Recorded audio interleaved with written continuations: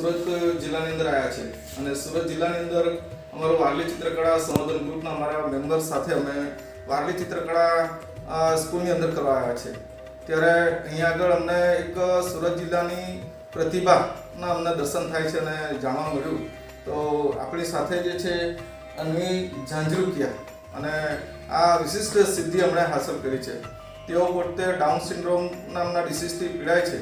તેઓ એક આપણી જેમ સામાન્ય વ્યક્તિ નથી, જે આપણે સામાન્ય કામ કરીએ છીએ એમ નથી કરી શકતા, પણ તેમ છતાં હું કહીશ કે જે આપણે નથી કરી શકતા એવું કામ એ વિશિષ્ટ રીતે કરી શકે છે. એમને આપણા માનનીય વડાપ્રધાનશ્રીએ પણ એમને નવાજ્યા છે. એવા આ પ્રતિભા છે આપણી સાથે.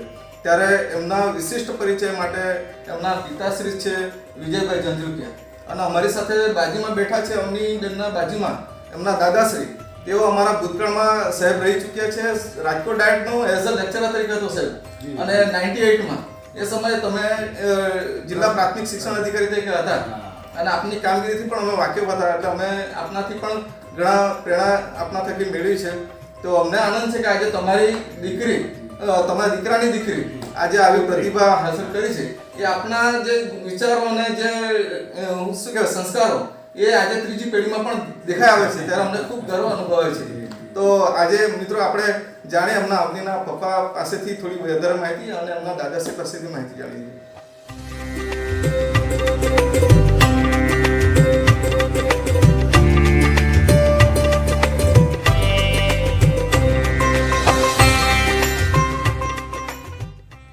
નમસ્કાર, મારું નામ વિજય ઝાંઝરુકિયા છે. Rubber world of India Anvi ઝાંઝરુકિયાનો હું પિતા છું. અન્વી વિશે વાત કરીએ તો અન્વી એટલે એટલી બધી દિવ્યાંગતા સાથે જન્મેલી દીકરી છે કે જેનો વિશ્વમાં કોઈ જગ્યાએ ઇલાજ નથી. ડાઉન સિન્ડ્રોમ છે, જેને દેશી ભાષામાં કહીએ તો માનસિક વિકલાંગ બાળક છે. મોટું આંતરડું 95% કામ નથી કરતું. જન્મી ત્યારથી હૃદયમાં પ્રોબ્લેમ હતો. એની એક ઓપન હાર્ટ સર્જરી થઈ ચૂકી છે. એ 3 મહિનાની હતી ત્યારે જે 9 કલાક ચાલેલી, અને આજે પણ એનો માઇટ્રોવાલ છે, લીકેજ છે અને બોલી નથી શકતી. આટલી બધી દિવ્યાંગતા હોવા છતાં પણ એક મજબૂત મનનો માણસ શું કરી શકે એનું ઉદાહરણ જો આપણે જોવું હોય તો અન્વીમાં 100% જોઈ શકાય.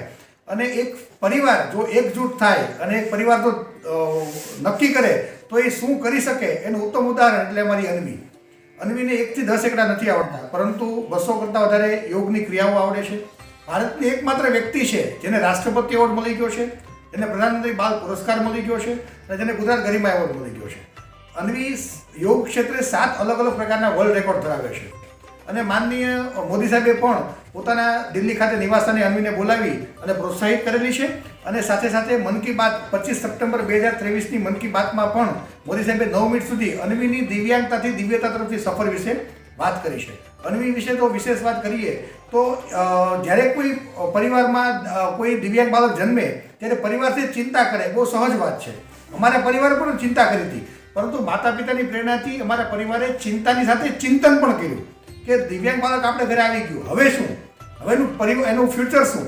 અને માતા પિતાના આશીર્વાદથી, એમની પ્રેરણાથી, સતત હૂંફથી આજે અમે એની અંદર જે છુપાયેલી શક્તિ હતી એ બહાર કાઢી શક્યા અને દિવ્યાંગ દીકરીને આજે રબર વર્લ્ડ ઓફ ઇન્ડિયા તરીકે પ્રેઝન્ટ કરી શક્યા. એનો સંપૂર્ણ યશ જો કોઈને આપવો હોય તો અન્વીને તો આપવો જ ઘટે, કારણ કે સતત યોગની રોજે રોજ 3 કલાક પ્રેક્ટિસ કરે છે. પરંતુ વિશેષ જો કોઈને આભાર આપવું હોય, ક્રેડિટ, તો ક્રેડિટ પરિવારને જાય અને પછી સૌથી વધુ ક્રેડિટ છે એને મમ્મીને જાય. કે એની મમ્મી છે તે સાથે જોબની સાથે સાથે પણ આ દિવ્યાંગ દીકરી પાસે સતત રોજ 2 કલાક પ્રેક્ટિસ કરાવી અને યોગ ક્ષેત્રને આગળ વધારે છે. અને અન્વી સતત યોગ ક્ષેત્ર આગળ વધે છે. અને આ વર્ષે પદ્મશ્રી પુરસ્કાર માટે પણ અન્વીનું નોમિનેશન થયેલું. એટલે આખા ભારતમાં સૌથી નાની ઉંમરે પદ્મ પુરસ્કાર માટેનું નોમિનેશન થયેલું છે, જે ઝાંઝરુકિયા પરિવાર માટે ગૌરવની વાત છે.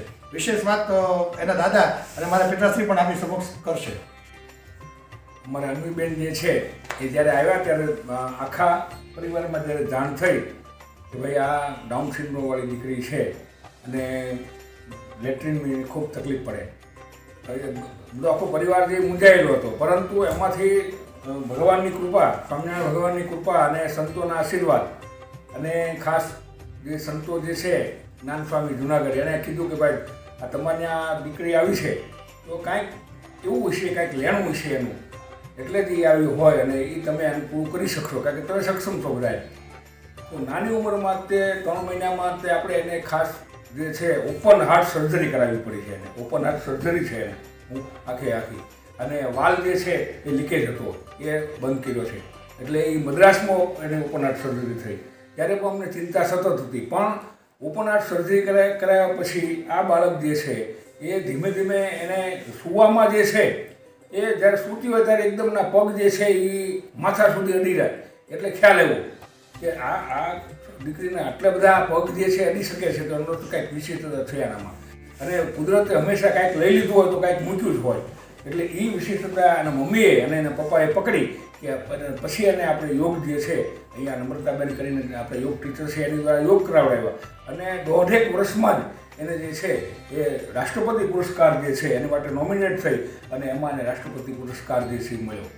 સાથોસાથ પ્રધાનમંત્રી એવોર્ડ જે છે એ પણ મળ્યો. અને જે ખાસ કરીને જે છે આપણા જે વડાપ્રધાન મોદી સાહેબ માત્ર 5 મિનિટનો ટાઈમ આપેલો પણ એની સાથે એની ચેમ્બરમાં બેસી અને એને 32 મિનિટ સુધી એ યોગ જે છે એને મારે દેખાડો. અને યોગ જે છે એની ચેમ્બરમાં બેસીને કહ્યા. અને સાહેબ જે છે એ વિશિષ્ટતા એ છે કે એ ખુરશીમાંથી ઊભા રહીને એને 32 મિનિટ સુધી જે છે એને યોગ કેમ કર્યા છે એ બધાને જોયા હું. અને પછી એને કીધું આ તો કે રબલ ગર્લ્સ ઓફ ઇન્ડિયા છે આપણી એમ. અને ઉપનામ આપ્યું. અને તરત બધા ચેનલ એના પીએને સૂચના આપી કે બધા ચેનલોને બોલાવો અને આજને આજ આનું ઇન્ટરવ્યૂ જે છે એ બધા લઈ લે. એટલે એક પ્રકારની જે પ્રતિભા જે છે એને રાષ્ટ્રીય કક્ષાએ પણ એને બહાર લઈ આવવા માટે થઈ અને આપણા પ્રધાનમંત્રીએ પણ સરસ મજાની જે છે એ કરી બ્રેકઅપ આપ્યો. રાષ્ટ્રપતિજીને મળ્યા એને પણ એ પણ એટલા જ ખૂબ ખુશ થઈ ગયા.